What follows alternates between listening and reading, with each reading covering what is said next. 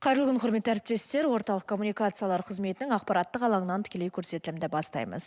Бүгін жеке тұлғалардың банкроттығы туралы заң жобасы туралы толық ақпаратты алатын боламыз. Спикерлермен таныстырып өтейін. Еліміздің бірінші қаржы вице-министрі Марат Сұлтанғазиев және Қаржы министрлігінің мемлекеттік кірістер комитеті төрағасының орынбасары Қайрат Миятов. Құрметті спикерлер, алаңымызға қош келдіңіздер. Марат мырза, сөз сіздің өзіңізде. Қайырлы күн, құрметті бұқаралық ақпараттық құралдары өкілдері, құрметті брифингке қатысушылар. Өздеріңізге мәлім, мемлекет басшысының тапсырмасы бойынша жеке тұлғалардың банкроттығы туралы арнайы заңды қабылдау мәселесі қаралуда. Бүгін заң жобасы бойынша негізгі ұстанымдарды айта кетеміз. Заңның басты мақсаты оның атауында көрсетілген. Қазақстан Республикасының азаматтарының төлем қабілеттігінің қалпына келтіру және банкроттығы туралы деп аталады. Жалпы заң әлеуметтік бағыттарға негізделген.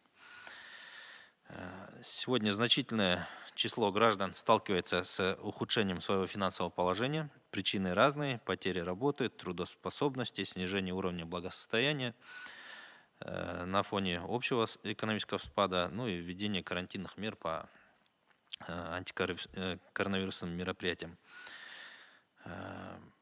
Согласно, как вы знаете, информации кредитного бюро, на сегодняшний день более 1 миллиона граждан имеют нарушение сроков погашения кредитов, ряд граждан имеют задолженность по коммунальным платежам, по налоговым платежам. Также имеется существенное количество исполнительных документов на сумму порядка 4 миллиардов тенге, возвращенных в связи с отсутствием у должника имущества. Платежеспособность этих людей должна быть восстановлена. Проект закона и концепция имеет социальную направленность, оно на это и ориентировано и называется «О восстановлении платежеспособности и банкротстве граждан Республики Казахстан».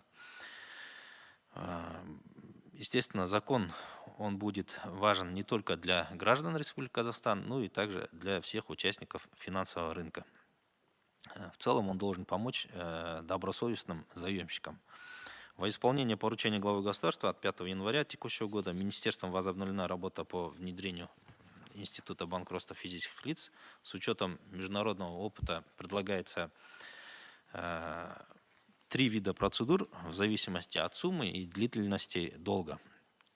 Первая процедура, как предусмотрено законодательством, это в проекте закона восстановление платежеспособности. Оно предусматривает возможность получения в суде рассрочки на оплату долгов до 5 лет при наличии стабильного дохода. План восстановления разрабатывается совместно с финансовым управляющим и утверждается судебными органами при задолженности, превышающей 5 миллионов тенге. Для этого нужно согласие обеих сторон, должника и кредитора. Все, что не предусмотрено планом, например, реализация имущества, то эти меры применяться не будут. Вторая процедура. В случае, если нет стабильного дохода и перспектив по погашению задолженности, предлагается применить банкротство. Банкротство в 2 видах. Первое – это внесудебное. Процедуру внесудебного банкротства можно применять в 3 случаях. Первое – граждане, которые имеют просрочку перед банками и микрокредитными организациями более 5 лет. Второе – граждане, если долг не погашен в течение 12 месяцев. В этом случае сумма долга не должна превышать 300 тысяч МРП. То есть 300 тысяч тенге 100 МРП. Отсутствует имущество, за счет которого можно погасить долг. И третий – также начать процедуру банкротства могут граждане, у которых долг в сумме до 5 миллионов тенге не погашен в течение 6 месяцев.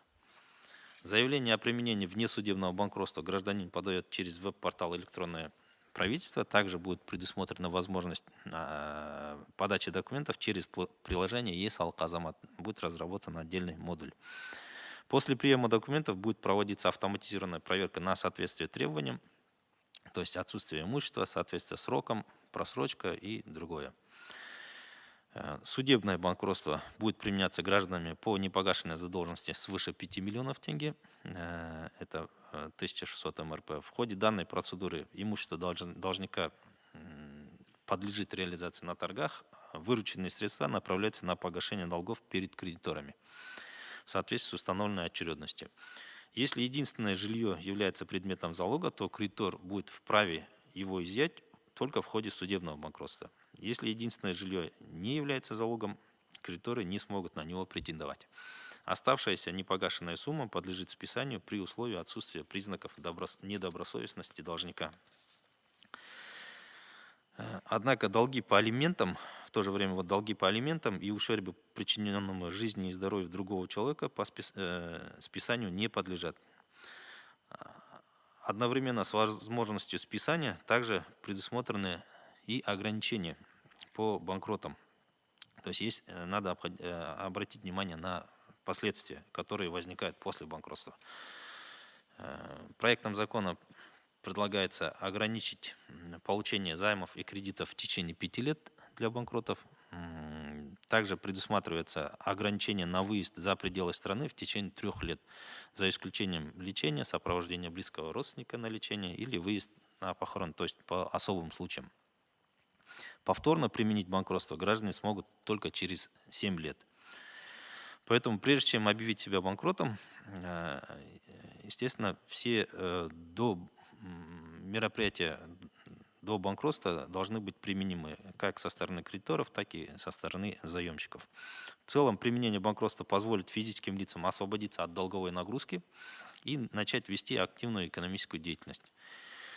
Текущая ситуация по законопроекту. 20 января создана рабочая группа из числа экспертного сообщества, депутатов Мажилиса парламента, членов общественных объединений и представителей заинтересованных государственных органов. Рабочая группа функционирует при Министерстве финансов. 1 февраля концепция к закону и проект закона размещены на портале открытых НПА. 3 февраля концепция и проект закона направлены членам общественного и экспертного советов. 4 февраля концепция к проекту закона рассмотрена на межведомственной комиссии по законопроектной деятельности. В целом, как я уже говорил, закон имеет социальную направленность, и мы в ходе его разработки готовы рассмотреть все конструктивные предложения к данному законопроекту. Спасибо за внимание. Көп рахмет берген ақпаратыңызға. Құрметті әріптестер, сұрақ-жауап бөліміне көшеміз. Әдеттегідей регламент естеріңізге сала кетейін. Баспасөз мәслихатымыздың уақыты шектеулі, сондықтан 2 сауалдан артық қоймауларыңызды сұраймын. Уважаемые коллеги, я напоминаю, что по регламенту время ограничено, поэтому прошу задавать не более 2 вопросов. Если вдруг у вас будут уточняющие вопросы, либо дополнительные вопросы, вы всегда можете обратиться в пресс-службу. Нысан Ығыл, Қазақстан ұлттық арнасы, сұрақ қоюға дайын. Саламатсыздар. Алғашқы сұрағым, ипотека бойынша, яғни қарызының бір бөлігі өтелген болса, бірақ екінші бөлігі төленбеген болса, бұл жағдайда қалай болады?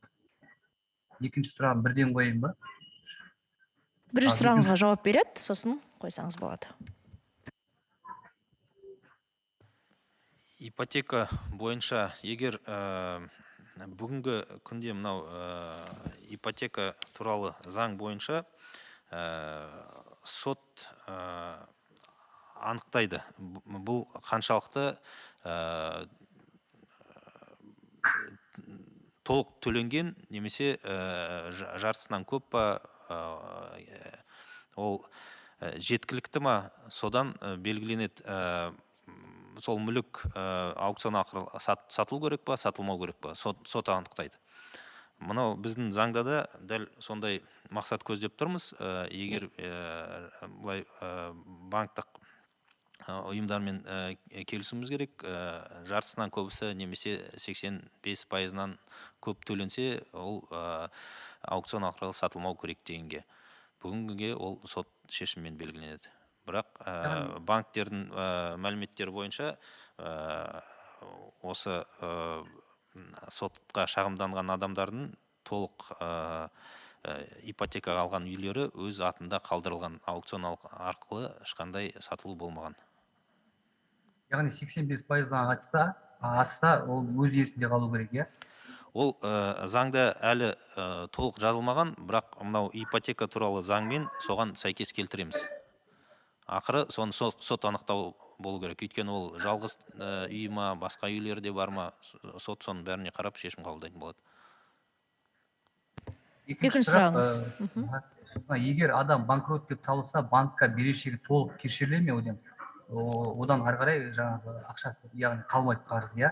Сосын тағы бір сұрақ қосып өтейінші. Шетелге шығуға шектеу не себептен қойылған? Бүгінгі таңда шетелге шығу шектеуі егер мынау сот орындаушылардың шешімімен белгіленеді. Біреуге қарызы болса, орындалмаған басқа да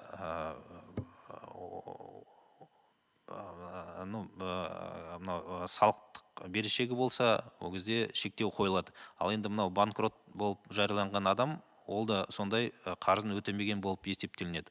Сол себептен ол халықаралық практикада бар, біз солай заңда көздеп отырмыз. Бірақ оны ары қарай да талқылауға болады, егер ол жұмысқа бара жатса, өйткені оған біз экономикалық белсенділікке тартуымыз керек қой ол тұлғаны. Сонымен сыртқа шығып жұмысын істеп бір табыс көздерін тауып жатса, оған да мүмкіншілік беруге болады. Рахмет жауабыңызға. Соңғы сұрақ манағы. Егер адам банкрот деп табылса, банкқа берешегі, яғни қарызы толық кешіріле ме? Әрине. Немесе кейін өтеу керек бола ма? Әрине, егер жеке тұлға банкрот болса, оның түгел берешегі банктың алдында болса, өзі сол банкротқа арызданған кезде қандай берешекті көрсетеді, қандай қарыздарын көрсетеді, сол толық жойылады. Асем Гумарова, Алыс Медиа. Здравствуйте. Скажите, пожалуйста, какие меры будут предприниматься, чтобы не допустить мошенничества? Потому что вот на почве этого закона могут появиться люди, которые захотят себя объявить банкротами, а по факту будут получать доход. Как такие случаи будут пресекаться и предупреждаться? Спасибо за вопрос. Конечно, даже по юридическим лицам и индивидуальным предпринимателям у нас предусмотрено преднамеренное, ложное банкротство. В данном случае тоже такие же статьи предусмотрены. Если будут выявлены факты обмана кредиторов, сокрытия имущества, то есть и административная ответственность предусмотрена законодательством, и уголовная. В частности, там предусматривается, есть в МРП, есть и до лишения свободы. Также есть санкция в виде ограничений занимать определенные должности. Спасибо. И мой второй вопрос. Я хотела узнать, почему, в принципе, обсуждение этого законопроекта началось только в 2022 году, когда после прямого поручения президента и январских событий, когда терпение людей дошло до точки кипения, скажем так. Гражданские активисты просили принять этот законопроект весь прошлый год, но они не были услышаны. И вы в это время как раз занимали должность вице-министра. Скажите, пожалуйста, почему не были люди услышаны тогда, когда все еще не обернулось трагедией? На самом деле вопрос введения института банкротства, он изучается с 2010 года, уже практически на протяжении больше десятилетия, так скажем. И были разработаны некоторые проекты, но в целом не было согласия у нас. Видите, как регулятор Министерства финансов выступает, здесь важно мнение как задолжника, в то же время важно мнение кредиторов. И очень сложно было найти именно точки соприкосновения. Поэтому закон, как правило, в мировой практике, он направлен либо на поддержание кредиторов, либо имеет социальную направленность. В этом вся сложность найти баланс.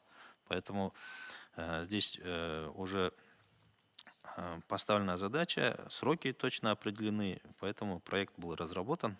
В целом к обсуждению проекта привлечены и кредиторы, и представители общественных объединений в том числе. Сейчас проект обсуждается. Но вы все же не ответили на вопрос, почему именно в 2022 году, почему не были услышаны активисты все это время ранее? Вы говорите, что у нас закон принят больше в пользу социальной ответственности. Но как раз-таки люди, которым нужна была помощь, они же все это время требовали принять такой закон, их просто игнорировали. Просто ответьте, почему. Ну, потому что не было согласия между заинтересованными лицами. Какие заинтересованные лица? Заинтересованные лица, как я вам уже сказал, здесь закон бывает либо социально направленный, который в большей степени защищает интересы задолжников, либо он направлен именно на защиту интересов кредиторов, то есть банков, кредитных учреждений, ну, других кредиторов в том числе. Вот. Потому что, видите, кто отдает долг, юридическое, физическое лицо, ну, никто же не хочет просто так списывать. Скажем, долги по квартплате, долги по другим каким-то у нас, ну, есть долги даже между физическими лицами. И, естественно, То есть когда... нужно было дождаться вот трагедии, чтобы найти эти точки соприкосновения. То есть все это время нельзя было эту работу сделать? Я просто не могу конкретный ответ получить. Асем, если вы не удовлетворены вопросом, вам пресс-служба обязательно направит ответ в письменном варианте, либо можете сами обратиться в пресс-службу. Я перехожу к следующему журналисту, Бек Тулеев, Экспресс-К. Бек Мырза, байланыстасыз ба? Я байланыстан естіліп тұрмын ма? Естіліп тұр, сұрақтарыңызға қоя беріңіз. Мен бірінші сұрағым мынандай да, егер жаңағыдай кредит несі 10 миллион болса, ал жалақысы 200 мың, мысалы ретінде 200 мың деп алсақ, соған порог бар ма, мысалы жалақысы осындай болу керек деген, мынадан аспау керек деген, сол кезде ғана жаңа банкроттыққа бере алады деген сияқты. Түсінікті ма сұрақ? Сұрақ былай жалпы түсінікті, егер 10 миллион теңге берешегі Жалақыға болса... байланысты порог бар ма деп отырды? Жалақыға байланысты порог жоқ. Бірақ мынау ең төменгі күнкөріс көрсеткішінің мөлшерін есептеп, әр сол жанына сол өндірілмейді. Ал одан жоғары болса, сол ғана өндіріледі, мынау банкроттық процедурасында. Бүгінгі күнге бір адамға 36 мың теңге болса, әр жанұя мүшесіне 36 мың теңгеден қалады. Егер табыстары болса, одан жоғарғысы банкрот арқылы өндірілуге тиісті. Банкрот процедурасында. Екінші сұрақ, енді бұндай тәсілге біздің көрші елдерде де бар екенін білеміз, Ресейде, басқа да мемлекеттерде.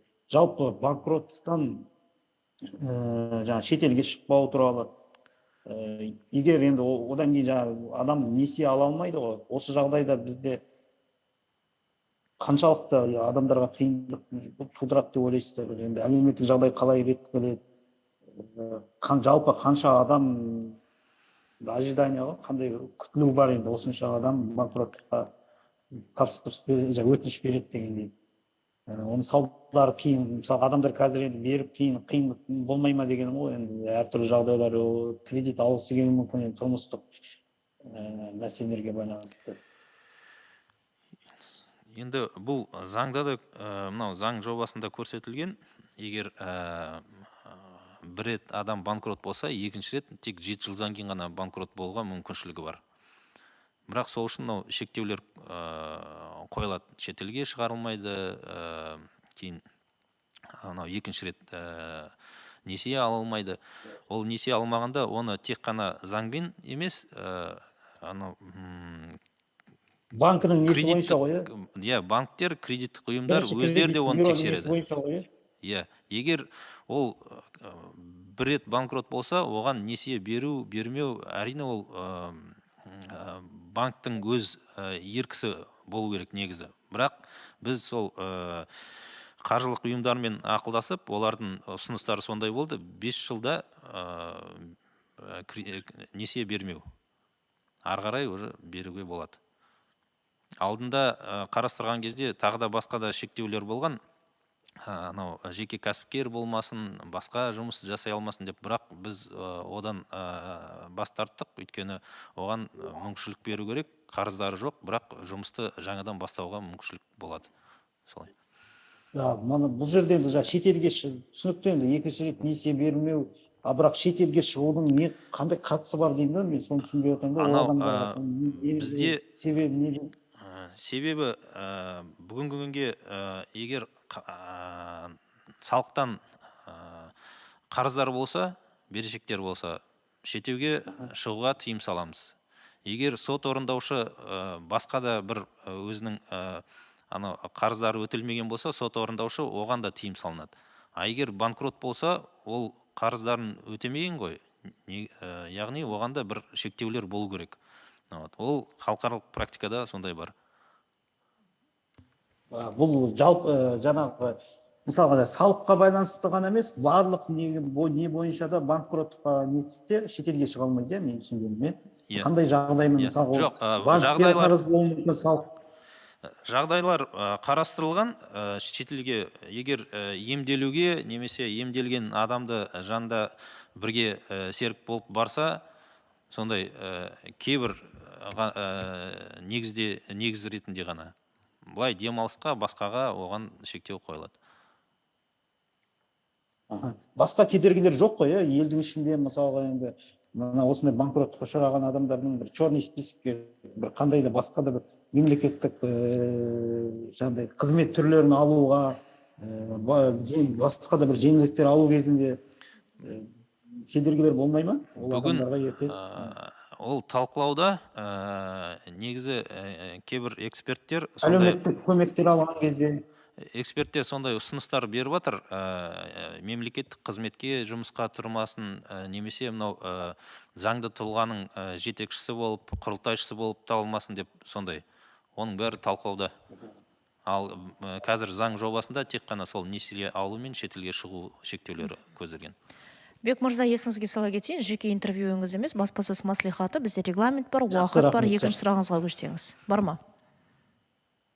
Жақсы, рахмет өзі. Сау болыңыз. Гүлжан Раманқұлова Бақ-Кезеттен өзінің сұрақтарын жолдапты. Заң шеңберінде кім өзін банкротпын деп жариялай алады? Бұл жайлы сіз баяндамаңызда айтып өттіңіз. Жалпы банкроттықты жариялау процесі қалай жүргізіледі? Осы жайлы айтсаңыз. Объявление банкротом проводится самим физическим лицом, задолженником. Он путем подачи заявления в правительство для граждан, либо будет разработан модуль в системе e-салық Азамат, когда он может подать заявление о банкротстве. При этом будет проводиться форматно-логический контроль по данному заявлению. И дальше уже будет проводиться работа либо вне судебная, либо судебная, в зависимости от суммы долга и в зависимости от сроков. Даркеев Бахтияр, телеканал КТК. Здравствуйте. Скажите, пожалуйста, у меня здесь вопрос по поводу фактов мошенничества со стороны должников. Как будут проверяться эти факты, и не получится ли так, что родственники, точнее не родственники, а вот эти самые недобросовестные заемщики будут переоформлять свое имущество и потом в последующем объявлять себя банкротами? Это первый вопрос. На сегодняшний день такая практика существует в рамках банкротного производства. Проверяется все имущество за последние 3 года в пределах исковой давности, предусмотрено Гражданским кодексом, и все сделки произведенные. В данном случае точно так же будет проводиться работа по выявлению имущества, ранее находящегося в собственности. Если были какие-то сделки по дарению, либо какому-либо другому отчуждению, то возможно признать эти сделки недействительными и вернуть все в первоначальное положение. Также предусмотрено, у нас же мы постепенно входим во всеобщее декларирование. С 2025 года все физические лица, граждане Казахстана, будут вовлечены во всеобщее декларирование. Естественно, будет сверка производиться с его декларациями. И в декларации, как вы знаете, уже предусмотрено и дебиторская, и кредиторская задолженность. Будет производиться сверка тоже с ними. В случае установления сокрытого имущества есть и административная, и уголовная ответственность, предусмотрена законодательством. Вот смотрите, в случае отчуждения, вот добросовестный покупатель, к нему какие меры будут приниматься? То есть он же не знал о том, что тот продает, так скажем, свое имущество. Ну, будет определяться уже судебными органами, либо правоохранительными органами, насколько там есть умысел. Есть признаки преднамеренного ложного банкротства. Органы госдоходов собирают материалы, по этим признакам передают в органы уголовного преследования. Дальше уже они разбираются по сути самой сделки. Понятно. И второй вопрос. Какие-то меры предусмотрены, меры наказания, что ли, к финансовым организациям, которые все-таки будут финансировать, кредитовать вот этих лиц, признанных банкротами? И оценивались ли риски возникновения там черных микрокредитных организаций, там ломбардов, либо еще организаций, которые будут, опять же, кредитовать этих лиц? Понятно. Ну, хороший вопрос на самом деле.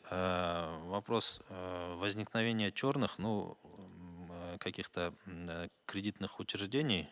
То есть, получается, это незаконные кредиты, да, так, незаконные займы.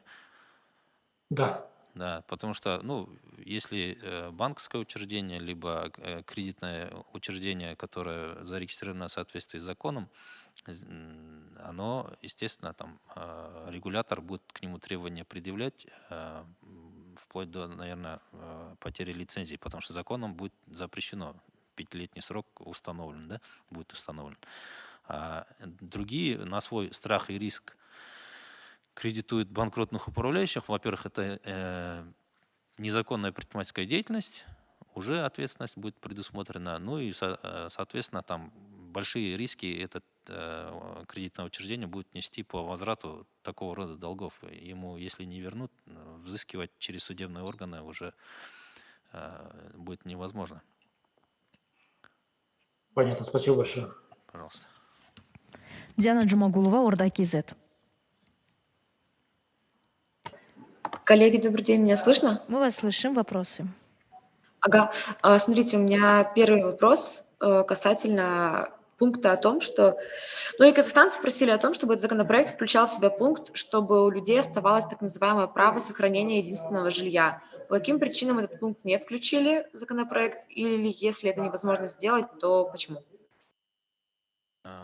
По жилью я в докладе озвучил. Вопрос действительно на рабочих группах очень серьезно обсуждался. По жилью решение будет приниматься только судебными органами. И в сегодняшней практике единственное жилье не было случаев, когда в пользу кредитора обращалось единственное жилье. Всегда оно остается за заемщиком. Но есть еще вопрос, жилье это является предметом залога или не является. Если не является залогом, то однозначно в законе предусмотрено, что на это жилье кредиторы не претендуют. Если же оно является залогом, то уже дальше через судебные органы будет решаться. Ну, по сути, так же, как и сейчас по закону об ипотеке. Спасибо. Тогда у меня второй вопрос. Смотрите, вот многие также казахстанцы после того, как вы опубликовали этот законопроект на сайте открытых НПА, спрашивали, для чего нужна норма, которая запрещает человеку, признанному вот банкротом, в течение 5 лет выезжать из страны?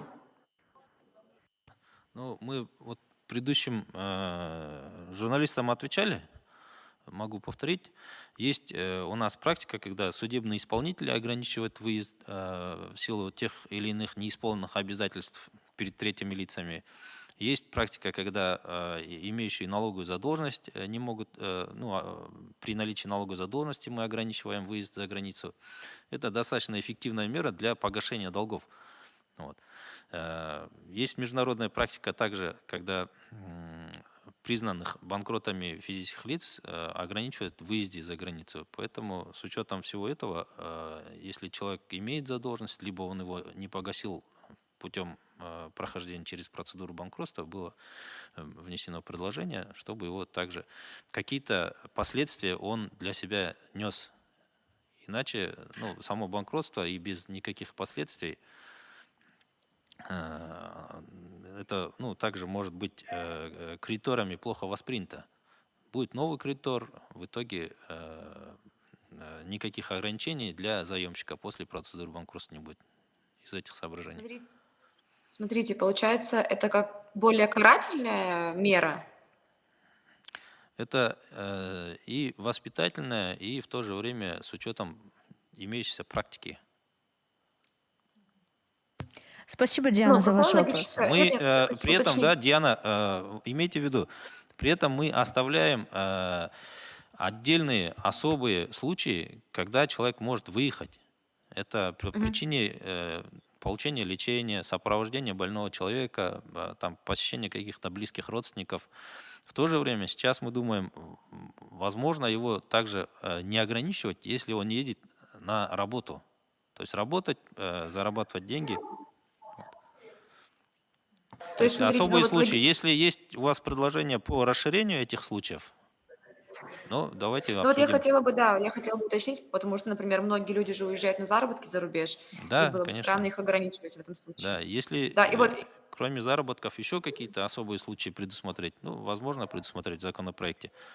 Конечно, мы думаем, как вот из практики, которая сложилась в налоговом органе, когда человек выезжает на отдых, он постоянно погашает свою задолженность и проверяет, есть ли у него задолженность. Очень эффективная на самом деле мера для взыскания недоимки. Вот. Смотрите, у меня последний уточняющий вопрос. Вот вы говорили, что с кредиторами было сложно договориться. А как в итоге удалось договориться? Что им предложили? Почему они пошли в итоге на эти уступки? Потому что они же теряют, да, свои долги, свои деньги. Ну, видимо, наросла критическая масса, и кредиторы тоже заинтересованы в появлении новых кредиторов, в списании старой задолженности. И эти же кредиторы, они через некоторое время к ним вернутся за займами. То есть сейчас, когда у человека есть займ, его сколько можно уже реструктуризировали, ну, дальше уже он не имеет возможности его никак взыскать. Поэтому, конечно, здесь же не все кредиторы, вернее, заемщики пойдут на банкротство. Будут банкротиться только те, в отношении которых уже все меры были приняты, ну, реструктуризация, какие-то там мировые соглашения, и только после этого. Это со своей стороны тоже новая масса заемщиков для банковских учреждений. Те лица, которые восстановили платежеспособность свою. Спасибо. Спасибо за ответ. Следующий вопрос направила Надежда Шульгам, Огнем Мангстау. Будет ли введена возможность поставить запреты в личном кабинете ЕГОВ на взятие любых кредитов или микрозаймов для того, чтобы минимизировать возможности мошенников или нечистоплотных знакомых брать кредиты на чужое имя? Так, ну, это как бы хороший вопрос тоже, спасибо. Не совсем связано с процедурой банкротства, но в то же время по займам с использованием чужих документов, да, так получается? Да. Ну, здесь уже кредитные учреждения через свои системы управления рисков должны проработать. Насколько, ну, сейчас очень, например, хорошо поставлено же беззалоговые кредиты, при этом система работает точно так же, наверное, возможно и через систему управления рисков выставить какие-то ограничения, чтобы не могли люди получать кредиты на других лиц.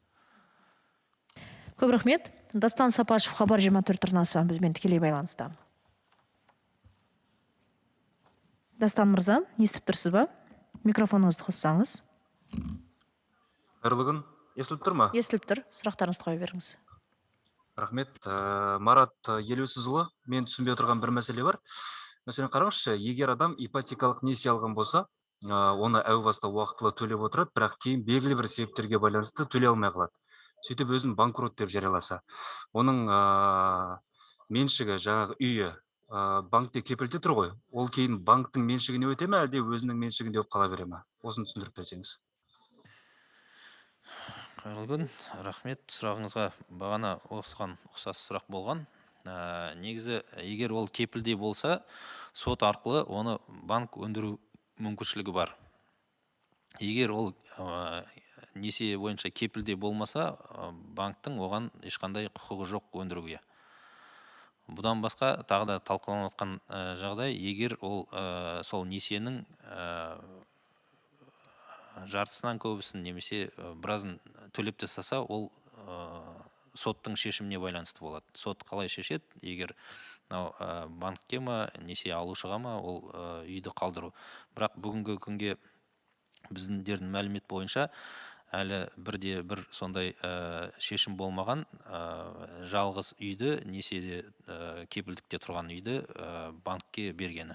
Ондай шешімдер қабылданбаған. Сот бүгінгі тәжірибе бойынша ол сол несие алушыға үйін қалдырып тұр.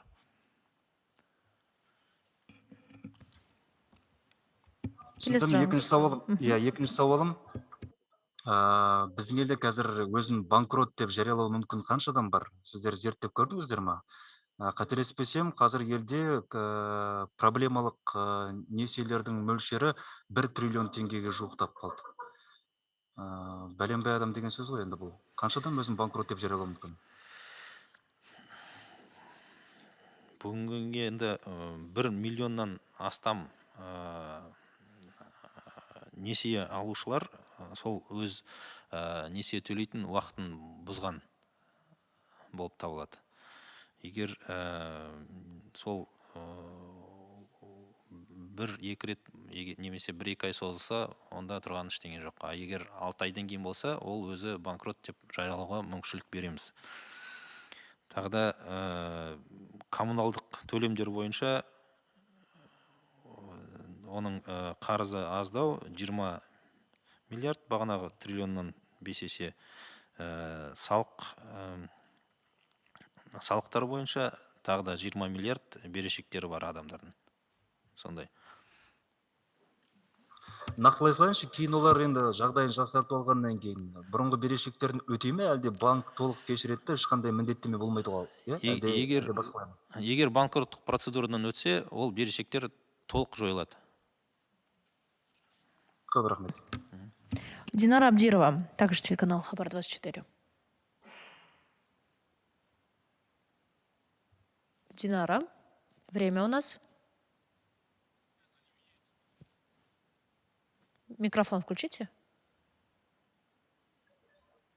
Здравствуйте. Здравствуйте. У меня вопрос такой. Сколько по времени займет процесс объявления физического лица банкротом? Установлены ли вообще сроки?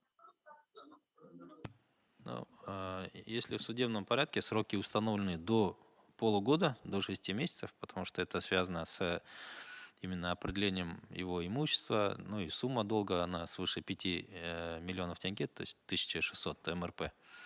Вот, поэтому до полугода. В особых случаях, если есть какие-то запросы, либо имущество где-то обнаруживается, либо новые кредиторы появляются, то возможно продлить этот срок. Мы максимальные сроки ставим, а если решение будет принято раньше судом, ну, значит, будет раньше. Для тех лиц, у которых нет имущества, естественно, это будет происходить быстрее намного. Потому что только лишь требуется подтверждение об отсутствии имущества с уполномоченных органов. Второй вопрос. Второй вопрос. При разработке закона изучали ли вы мировой опыт? В каких странах есть уже подобный закон? Ну, во многих развитых странах институт банкротства работает, даже вот в ближайших странах, в России он работает. Кроме того, что изучать, мы и с их экспертами на рабочую группу их приглашаем. То есть проработка не только как в качестве изучения дистанционно, но и так в таком живом формате тоже происходит. Спасибо. Бағдат Асылбек, Азаттық радиосы, направил свои 2 вопроса. В обществе задают вопрос, почему обсуждение этого законопроекта началось только в 2022 году, лишь после поручения президента январских событий. Гражданские активисты просили принять закон о банкротстве весь прошлый год. Они неоднократно выходили на митинги. Вы в это время занимали должность вице-министра. И уточняющий вопрос, был ли учтен фактор протестных настроений и митингов при разработке законопроекта? На аналогичный вопрос Асем Гумаровой вы уже отвечали. Есть ли что добавить? Ну, могу добавить, что закон на самом деле прорабатывался уже неоднократно. В 2010 году Первый раз закон о введении института банкротства изучался. Были поручения по развитию финансового сектора посткризисный период, предусматривалось проведение всестороннего изучения механизмов внедрения. После этого и в 2015 году, в 2018 году также данный закон прорабатывался, но были разногласия с финансовыми учреждениями, с регуляторами, поэтому только лишь в этом году удалось достигнуть консенсуса, и данный законопроект уже размещен на портале для обсуждения. Марат Илюсизович, есть ли влияние на появление законопроекта о трагедии в Алматы, когда местный житель, по версии следствия, застрелил 5 сотрудников госорганов, пришедших на принудительное выселение? Какие механизмы будут предусмотрены в будущем, чтобы предотвратить в будущем подобные ситуации? Данный закон преследует цель принести пользу не только физическим лицам, заемщикам, но в то же время он является важным и нужным для финансовых учреждений. И здесь именно будут урегулированы взаимоотношения между заемщиками и кредиторами. Естественно, когда взаимоотношения урегулированы, надеемся, что таких случаев возникать уже не будет. Рахмет. Казахстанская правда. Марина Демченко. Есть ли ограничения на занятие определенной деятельностью после признания банкротом? Первоначально в проекте закона мы это обсуждали. Были предложения по ограничению отдельными видами деятельности, скажем, нотариусы или адвокаты, либо там создание юридических лиц. Но в целом пришли, вот в последнем у нас проекте закона таких ограничений нет, потому что мы данный закон и разрабатываем для того, чтобы человек поправил, восстановил свою платежеспособность и мог начать активную экономическую жизнь, да, так скажем. Вот, поэтому ограничений ставить мы не ставим. Но в то же время есть предложения отдельных экспертов, чтобы ограничить занятия госслужбой, ограничить какие-то отдельные должности в финансовых учреждениях для лиц, которые признаны банкротами. Это будет обсуждаться еще. Марат Илюсизович, повторите, пожалуйста, сколько длится судебная процедура банкротства, можно ли ее продлить? Законом предусмотрено 6 месяцев. Процедура судебного банкротства, и продление ее также предусмотрено до 3 месяцев. Дальше, до 3 месяцев. В случае, если возникновение каких-то особых случаев, когда необходимо большую работу проводить с имуществом, с конкурсной массой, тогда по решению суда не ограничивается, можно еще дальше на 3 месяца продлевать, по сути. Көп рахмет. Мадина Жатханбаева, 4-я власть KZ бізбен байланыста. Мадина ханым. Маржан, сәлеметсіздер, жақсы естіліп тұр ғой, иә? Естіліп тұр, сұрақтарыңызды қоя беріңіз. Сұрақ қоятын алдында Сұлтанғазиев мырза, сізге өзінің өтінішімізді білдірсек деген біз. Мынау Шу ауданы Бекмаханов мектебінде күрделі жұмыста бюджеттен 290 миллион теңге бөлінген болатын. Бюджеттен ол туралы сіздердің тараптарыңызға тексеру туралы өтінішімізді білдіргенбіз. Аталып кеткен мектеп күрделі жұмыстан өтпегені туралы өз түсінігімізді жасап жария еткен болатынбыз. Жауапты бүгін ғана алдық. Осы аталып кеткен мектепті тексеру барысында жылы жабылып кетпесе дейміз, өз қадағалауыңызға алсаңыз. Енді сұраққа келетін болсам, бүгінгі тақырып бойынша жеке тұлғалардың банкроттығы туралы заңның қабылдауына байланысты қандай тәуекелдер байқалады?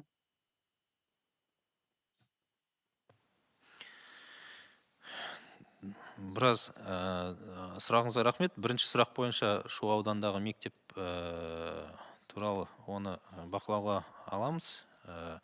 Ол сол бюджеттің қаржысын толық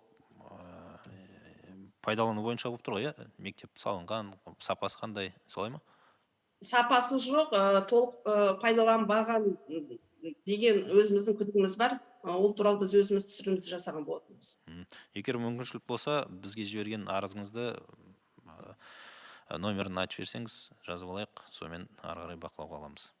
Оны сіздердің тараптарыңызға баспасөз қызметкерлеріне жіберіп қойдық. Жақсы, табамыз. Екінші сұрақ бойынша қандай тәуекелдер бар? Әрине тәуекелдер бар, бірақ мүмкіншілігі барынша мынау біз заң жобасында оны азайтуға тырыстық. Жалпы айтқанда бағана сұрақтарда болды ғой, егер мынау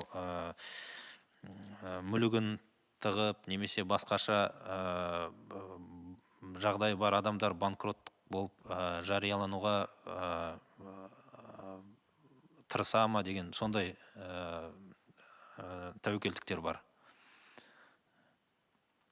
Егер мүмкіншілігі бар, мүлігі бар болса, олар тырысу мүмкін банкроттық болуға. Бірақ ол біздің әкімшілік кодексінде де,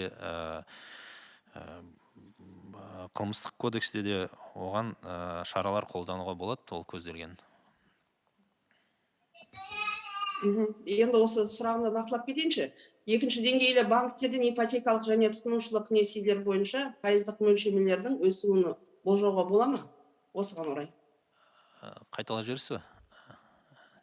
Екінші деңгейлі банктердің ипотекалық және тұтынушылық несиелер бойынша пайыздық мөлшерлемелердің өсуін болжауға бола ма? Бұл енді мынау заң негізі несие алушылардың тәртібін жоғарылатады. Соған байланысты несиені қайтару да тәртібі жоғарылайды. Бұл анау несиенің қымбатшылығына әсер етпейді деп ойлаймыз. Қымбаттауы мүмкін бе? Несие пайызының жоғарылауы мүмкін бе? Сол оған әсер қайта оң болу керек. Өйткені несие беруші де, несие алушы да олар тек келісім шарт жасағанда бір-біріне тексеріс жүргізіп қана ол несие беретіндей болады. Өйткені бір рет банкрот болып аталған адам 5 жыл ол несиені ала алмайды.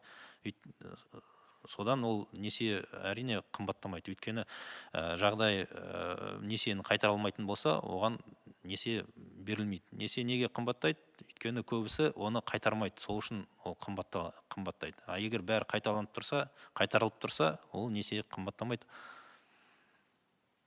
Енді екінші сұрағыма көшемін. Заңды тұлғалар банкротқа ұшыраған жағдайда құрылтайшылардан сұраныс бола ма? Қазір құрылтайшылардан сұраныс болады деген ақпараттар көп тарауда. Осыған орай өзіңіз не айтады? Ол бүгінгі заңда бар, құрылтайшылардан